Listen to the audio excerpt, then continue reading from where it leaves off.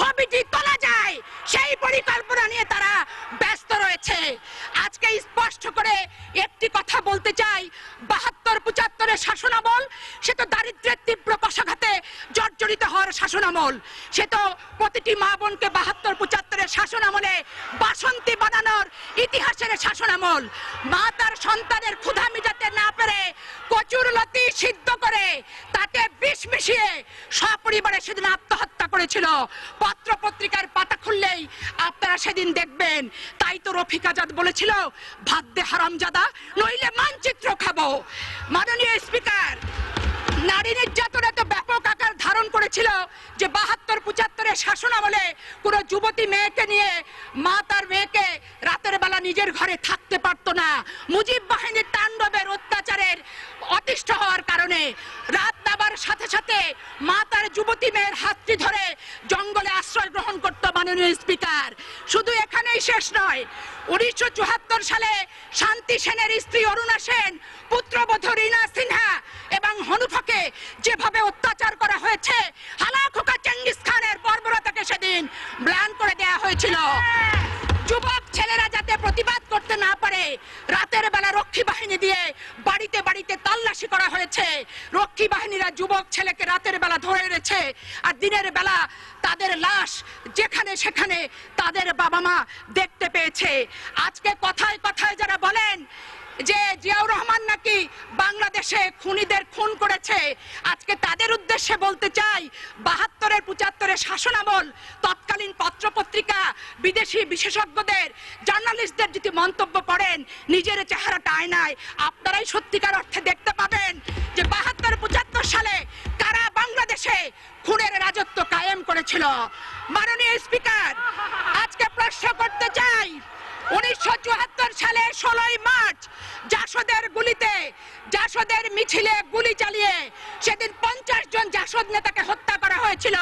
শুধু তাই নয়, জাসদের অফিসে সেদিন আগুন ধরানো হয়েছিল, তাদের পত্রিকা গণকণ্ঠ সেদিন সিজ করা হয়েছিল। ঢাকা বিশ্ববিদ্যালয়ে ৭ জন মেধাবী ছাত্রকে মেশিন গানের গুলিতে সেদিন নিশ্চিহ্ন করেছিল।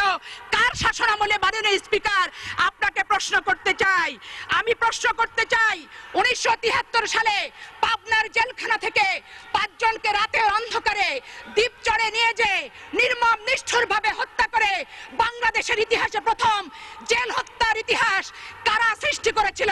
মাননীয় স্পিকার, আজকে প্রশ্ন করতে চাই, মাননীয় স্পিকার, আপনার মাধ্যমে সরকারি দলকে সমগ্র বাংলাদেশে আওয়ামী লীগ দুঃশাসনের বিরুদ্ধে আওয়ামী লীগ দুঃশাসনের বিরুদ্ধে টাইমটা বাড়াই দিতে বলো ফারুক ভাই। আওয়ামী লীগ দুঃশাসনের বিরুদ্ধে সমগ্র বাংলাদেশে জাসদ নেতা কর্মীরা সেদিন প্রতিবাদ করেছিল। আজকে জাসদ মহাজোটের অংশ হয়েছেন, খোশ গল্প করছেন, নিজেদের অস্তিত্ব ভুলে গেছেন, বিগত দিনের ইতিহাস ভুলে গেছেন। সেদিন ৩০,০০০ জাসদ নেতা কর্মীকে সেদিন হত্যা করা হয়েছিল।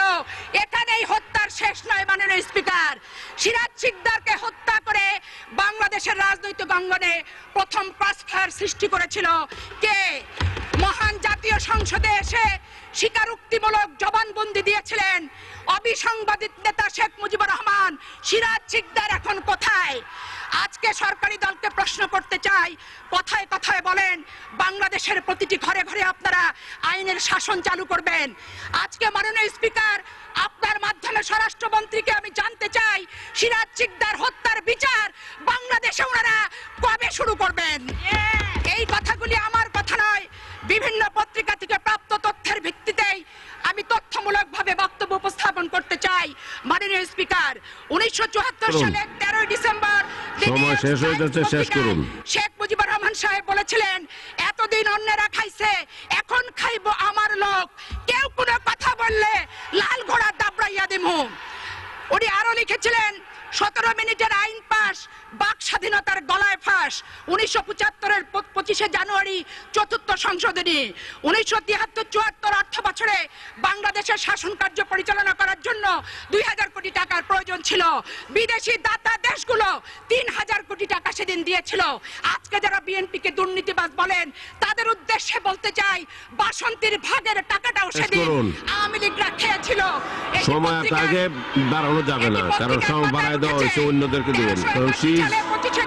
শেষ করুন। ইত্তেফাকের হেডলাইন ছিল 3000 কোটি টাকার বিদেশি সাহায্য কোথায় গেল? শেষ করুন। 1974-এর 28শে ডিসেম্বর গার্ডিয়ান পত্রিকার শিরোনাম ছিল ঢাকা বিশ্বের সবচেয়ে ভীতিপ্রদ একটি শহর। মাননীয় স্পিকার, 1374 সালে 18 ফেব্রুয়ারি গার্ডিয়ান পত্রিকার শিরোনাম ছিল বাংলাদেশ মুজিবের তৈরি একটি বিপর্যস্ত এলাকা। এই ছিল শেখ মুজিবের সোনার বাংলার ইতিহাস পত্রিকার ভাষায়। মাননীয় স্পিকার, 1974-এর 22শে সেপ্টেম্বর সানডে টাইমসে লেখা হয়েছিল বাংলাদেশ আজ দেউলিয়াত্বের পথে। 1973 সালে 5ই জুলাই ইত্তেফাকের শিরোনাম ছিল প্রীতির মহামারী। মাননীয় স্পিকার, 1974 সেদিন জি ধন্যবাদ মাননীয় সদস্য, আপনাকে ধন্যবাদ। এখন মাননীয় সদস্য জনাব খান